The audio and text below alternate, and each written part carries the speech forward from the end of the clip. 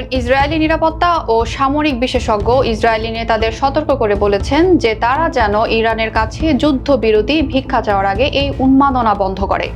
শুক্রবার তেহরান এবং ইরানের বেশ কয়েকটি শহরে ইসরায়েলি হামলার বেশ কয়েকজন সামরিক কমান্ডার, বিজ্ঞানী এবং বেসামরিক নাগরিক শহীদ হন। এই আগ্রাসনের প্রতিক্রিয়ায় ইরান শুক্রবার সন্ধ্যা থেকে ইসরায়েলের বিভিন্ন এলাকায় আক্রমণ শুরু করেছে।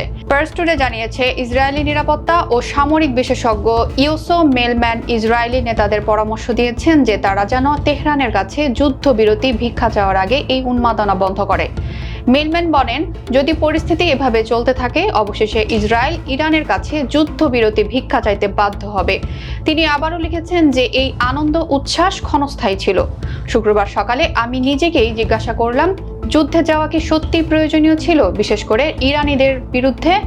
ইসরায়েলি এই বিশেষজ্ঞ জোর দিয়ে বলেন, শিয়ারা ঐতিহাসিকভাবে কষ্ট সহ্য করতে প্রস্তুত। আমি তাদের ত্যাগ স্বীকারের মানসিকতার বিষয়টি স্মরণ করি, যেমন করে তারা ইরাকের সাথে 8 বছরের যুদ্ধে নজিরবিহীন ত্যাগের প্রমাণ দিয়েছিল। তাই আমি অনুরোধ করছি যে হতাহতের সংখ্যা কমিয়ে আনুন এবং মার্কিন প্রেসিডেন্ট ডোনাল্ড ট্রাম্পের সাহায্যে চুক্তির মাধ্যমে এই যুদ্ধ উন্মাদনা বন্ধ করুন। অন্যথায় শেষ পর্যন্ত আমাদেরকে যুদ্ধবিরতির জন্য ভিক্ষা চাইতে হবে এবং ইরান তা প্রত্যাখ্যান করবে।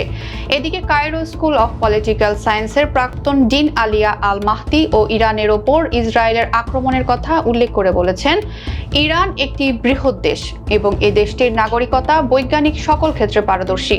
তিনি আরও বলেন, ইসরায়েল সরকারকে এই অঞ্চলে বিশৃঙ্খলা, ফিতনা, দাঙ্গা এবং সন্ত্রাসী কর্মকাণ্ড সৃষ্টি করার জন্য তৈরি করা হয়েছিল।